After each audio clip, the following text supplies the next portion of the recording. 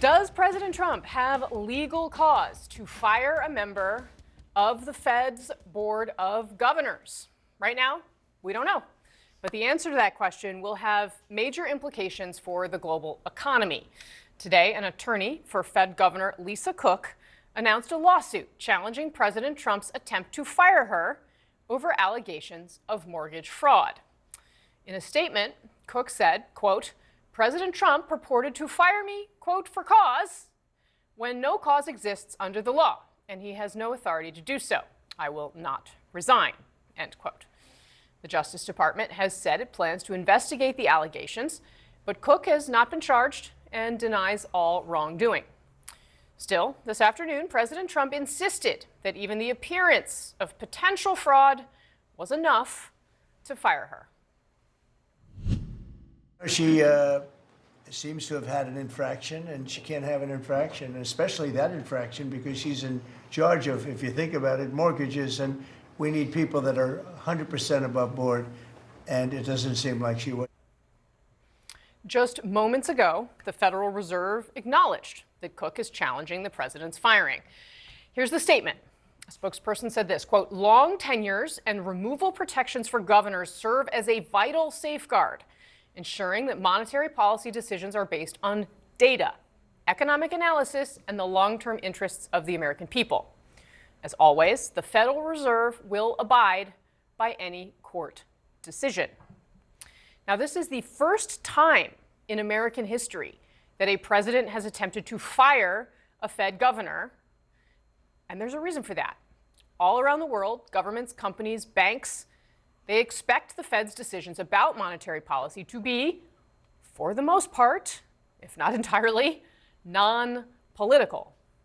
But President Trump wants lower interest rates, and he wants them yesterday, basically. He has spent months publicly insulting Fed Chair Jerome Powell. The firing of Cook marks a dramatic escalation in his attempt to assert control over yet another American institution. Look, the Federal Reserve, as is, has historically been the best. And one of it is because it's independent. It's very difficult to try to get them to do something they shouldn't do. But if you think that you're going to wake up one day and discover that the Justice Department may or may not be indicted, it's highly embarrassing. It's terrible to find out that you might be charged by the Justice Department. But you don't know, but the president's taking swift action. And it's very intimidating. Intimidating indeed. All right, my panel is here. They're going to join in just a moment. We're going to start with CNN's Jeff Zeleny, who's outside the White House, CNN's Phil Mattingly, who is here for us in the D.C. Bureau. And Jeff, let me start with you because, of course, we were listening to, it was a lengthy, shall we say, cabinet meeting. What more are we hearing? What more is he saying about the decision to fire Lisa Cook, or try, I should say?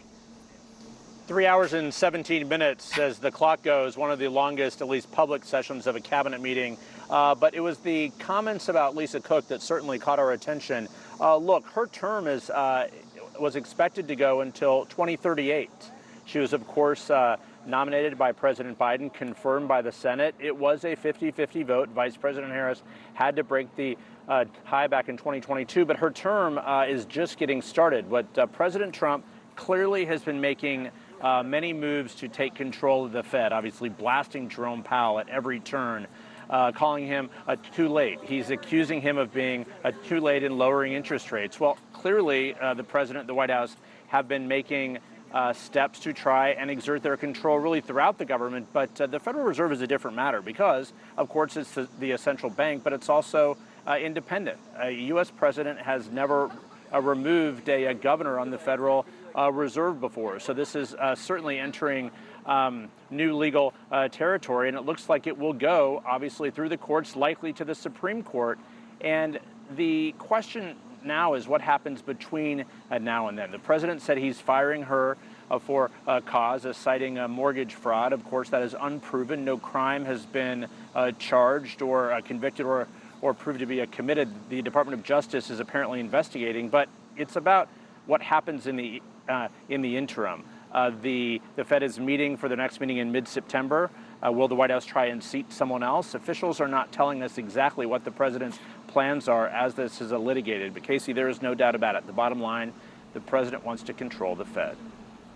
All right, so Phil Mattingly, help us understand exactly what this means. I mean, you noticed when you were watching this, I presume you watched all 3 hours and 17 minutes of this cabinet meeting.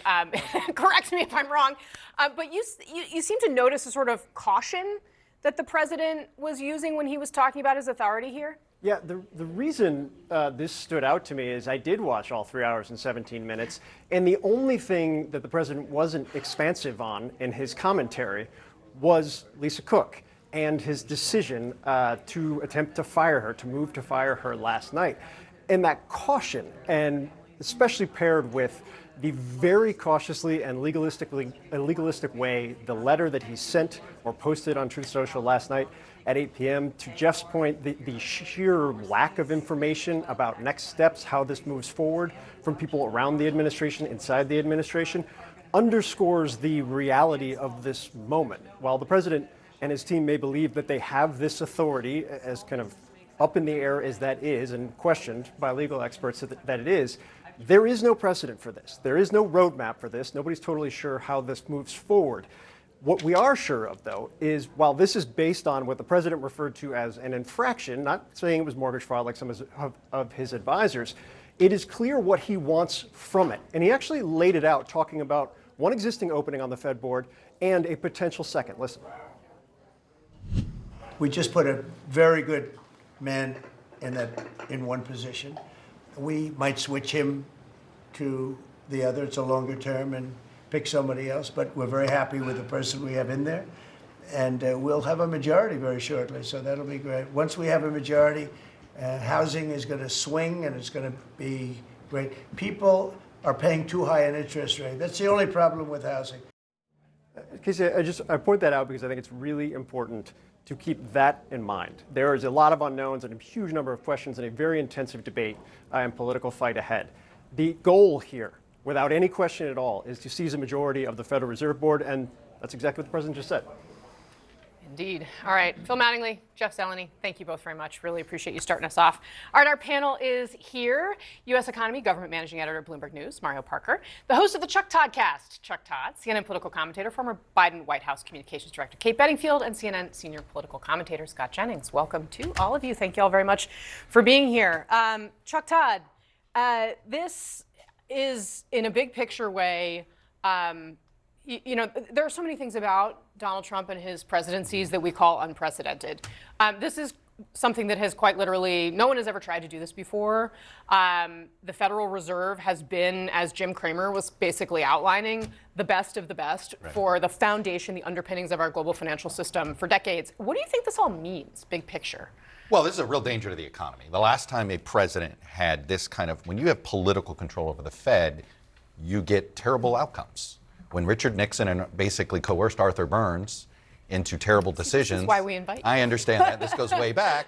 We had a decade of stagflation because he wanted lower interest rates and it created a problem. Someone in my house is reading a biography of J.P. Morgan, by the way, and something similar happened in that era as well, but continue. And I do think what's happening here is that Lisa Cook is essentially a stand-in for Jay Powell, right? Which is, this is, I think, Trump, the administration of the White House, basically testing the electric fence, right? Do they have the authority to do this? I think that is why the cautious words are being used, because first of all, some lawyer, at least somebody got to the president and said, hey, be careful, whatever you say actually could get used in her lawsuit challenging your ability to do this, number one. But the Supreme Court has already warned that the Fed was a different category here when it sort of gave him some authority at some of these executive agencies that he has had authority over. And so I just think this is a test case. And they decided it's better to test the case, that the markets won't punish him, right? If he tried to do this with Powell, the markets would crater. The world markets would crater. But doing it with picking on one governor to sort of, you're testing to see, do I have this authority or not? I'm going to, the least damaging I mean, it's pretty attempt classic to do, Trump, right? Right. Push the envelope and see how far it'll go. Pick on somebody nobody's ever heard of so that you can essentially shape the narrative of who she is, or try to shape, look, she's got no due process here. I mean, I assume, I don't want to assume anything with our courts today, but I assume he loses and loses bigly.